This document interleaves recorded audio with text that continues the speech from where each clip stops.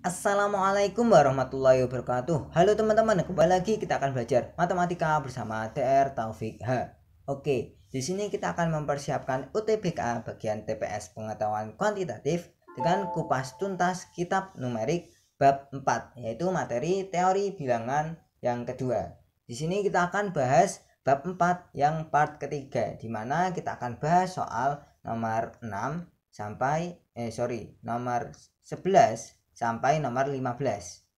Kita melanjutkan part kedua.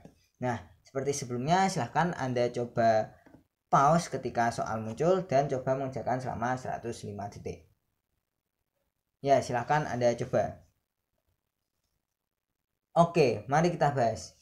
Di sini, perhatikan, mana yang merupakan bilangan positif terkecil yang bersisa 2 apabila dibagi 4, 6, dan 8. Namun, habis apabila dibagi 37. Nah, artinya bilangan yang kita cari di sini bilangan yang kelipatan 37. Nah, mana aja tuh yang bilangan kelipatan 37?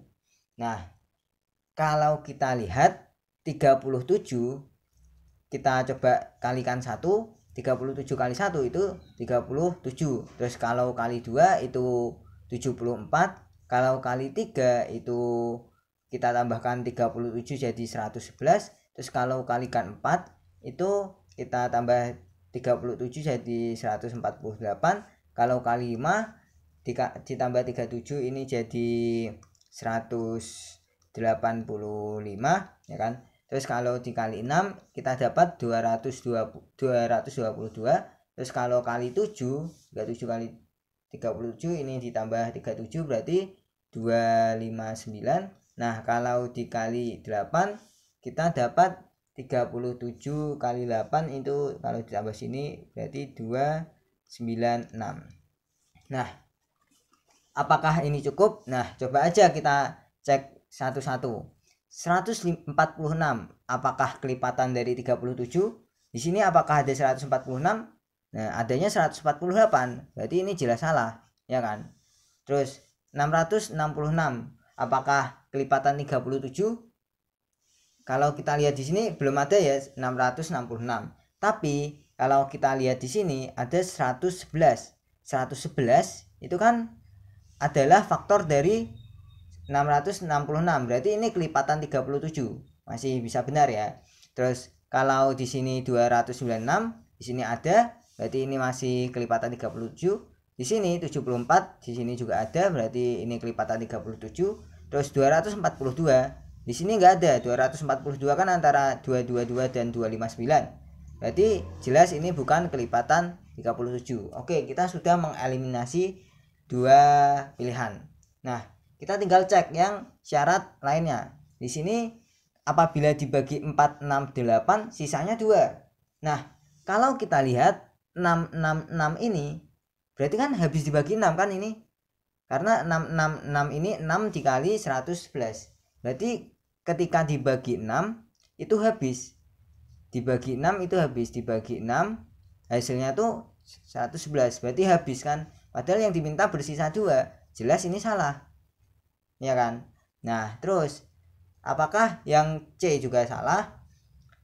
Kita cek juga. Kita cek misal angka yang kecil 4. Syarat dibagi 4, syarat habis dibagi 4 itu dua angka belakangnya habis dibagi 4. Kalau kita lihat dua angka belakangnya 96 itu kan habis dibagi 4 ya, karena 96 itu 4 dikali 24, ya kan. Kalau kita bagi 4 itu berarti ini habis. Sisanya berarti berapa? Kalau 296 habis dibagi 4 ya sisanya 0. Berarti jelas ini salah karena yang diminta sisanya 2, ya kan. Nah, jadi kita tinggal punya D. Jadi jawabannya adalah yang D. Nah, apakah benar? Ya kita cek aja. Kalau dibagi 4, 74 dibagi 4 itu ada 74 kan 72 ditambah 2 ya. Nah, di sini 72 habis dibagi 4. Berarti ketika dibagi 4 sisanya adalah 2. Benar. Terus kalau 6, 72 ketika dibagi 6 itu habis. Berarti kalau 74 dibagi 6 sisanya ya 2. berarti benar juga. Nah kalau kita lihat juga 72 ketika dibagi 8 itu habis, berarti 74 dibagi 8 itu sisanya 2. Nah jadi jawabannya benar yang D. Oke, kita lanjut ke soal nomor 12. Silahkan Anda coba. Ya, mari kita bahas. Di sini K habis dibagi oleh 3, 4, dan 5. Mana yang juga membagi habis K? Nah, di sini kita punya suatu teori yang bisa saja membantu, mungkin saja membantu. Jika N habis dibagi A, B, dan C, maka kita akan punya N juga habis dibagi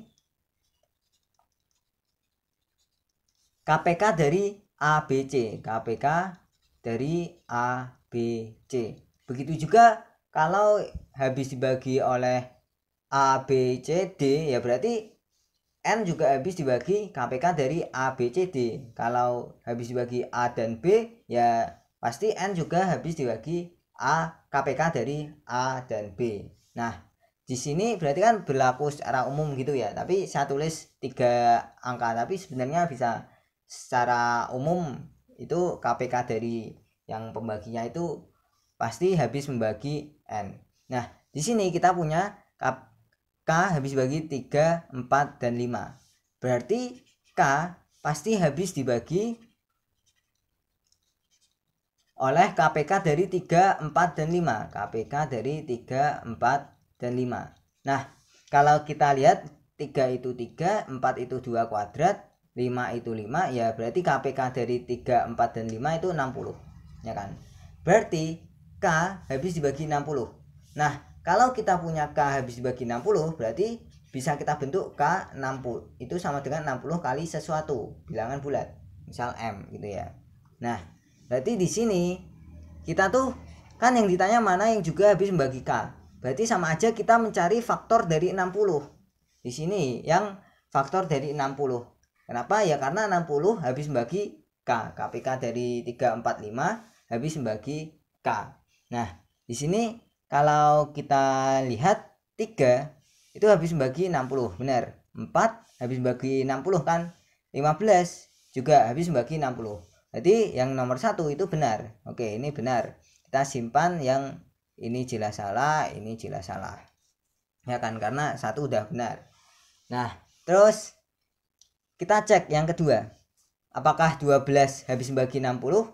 Iya, habis membagi 60. Terus 15 juga habis membagi 60. Nah, apakah 18 habis membagi 60?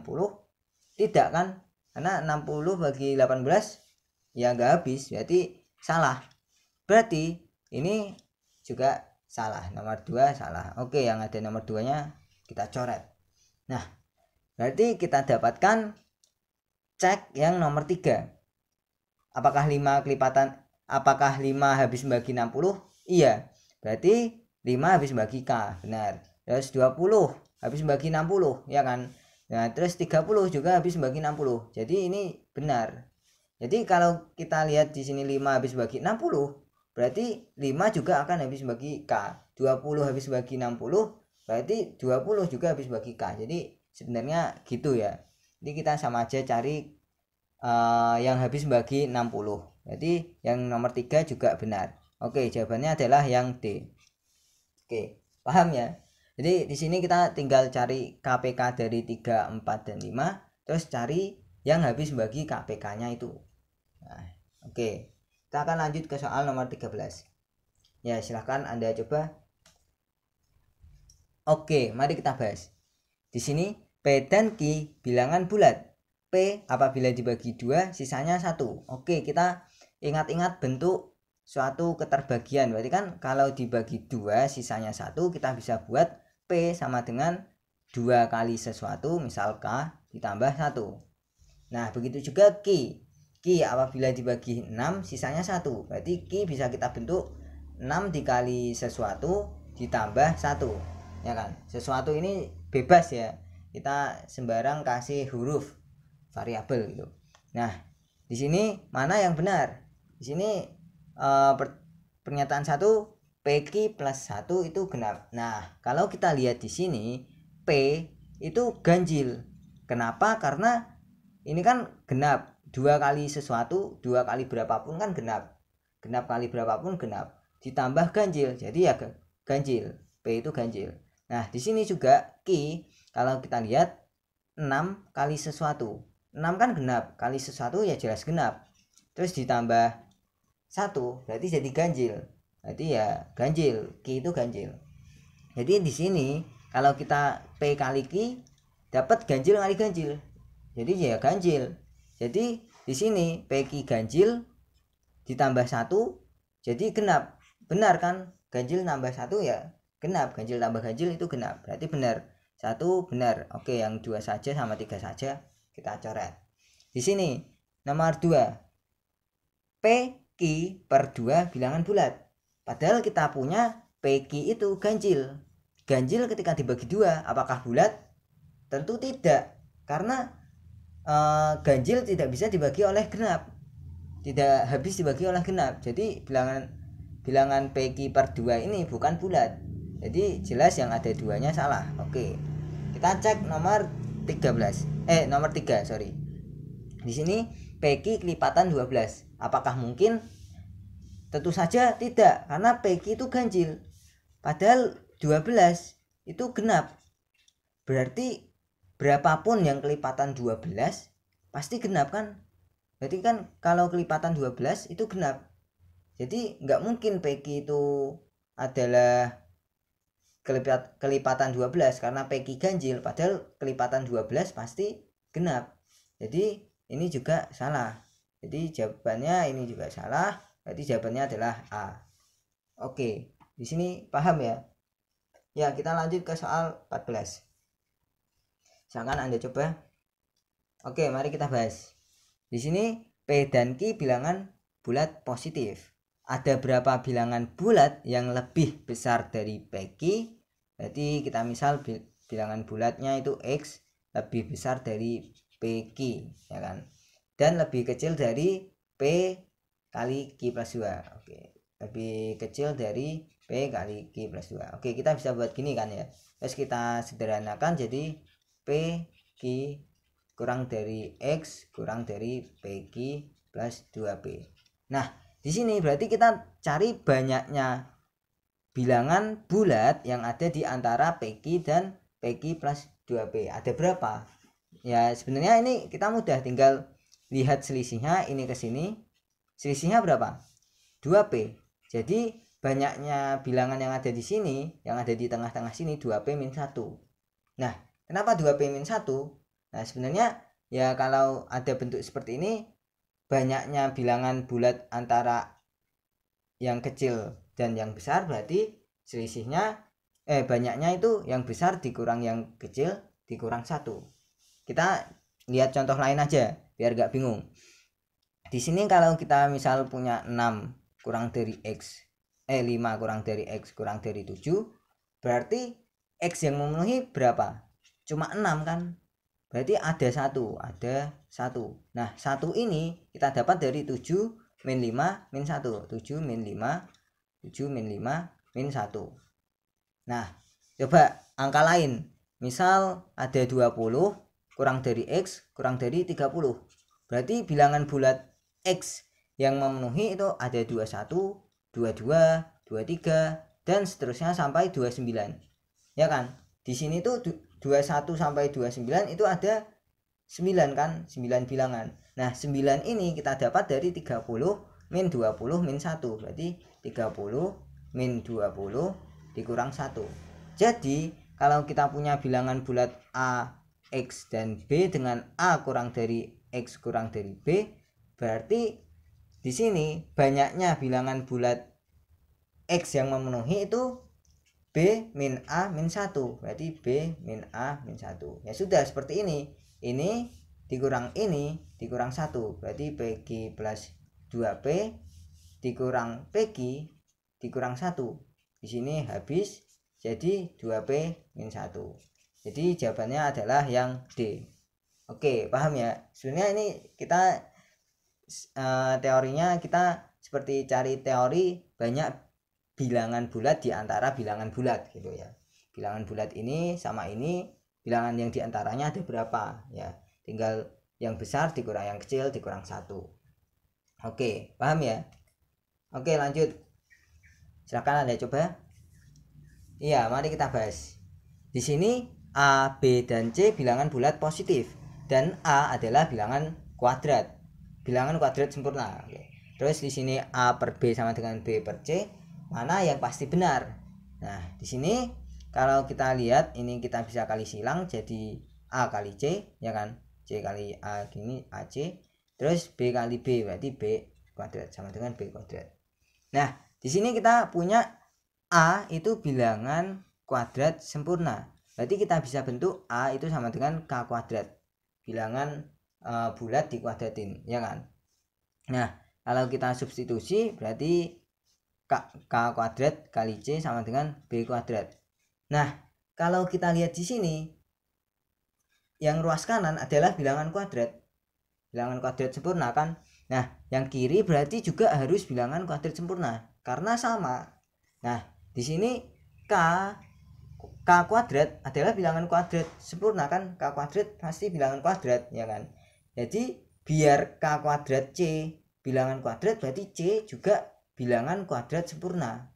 Kuadrat.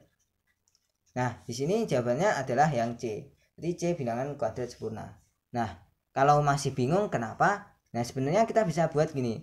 Kita bagi K kuadrat kedua ruas. Jadi C sama dengan B kuadrat per K kuadrat. Jadi K kuadratnya kita taruh bawah. Jadi C sama dengan B kuadrat per K kuadrat. Di sini kita dapat B per K kuadrat, ya kan? C sama dengan B per K kuadrat. Nah, jadinya C itu adalah bilangan kuadrat sempurna. Jadi jawabannya adalah yang C, ya kan? Nah, apakah genap pasti benar?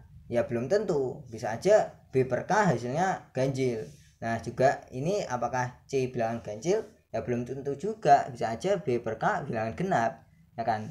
Nah, di sini yang kalau yang D, C bukan bilangan kuadrat. Nah, padahal kita dapat bilangan kuadrat, jadi jelas salah. Nah, C apakah bilangan prima? Juga belum tentu. Jadi yang sudah pasti benar itu yang C. Paham ya? Ya, semoga Anda paham dan bermanfaat. Terima kasih telah menonton. Jangan lupa saksikan video-video saya yang lainnya. Wassalamualaikum warahmatullahi wabarakatuh.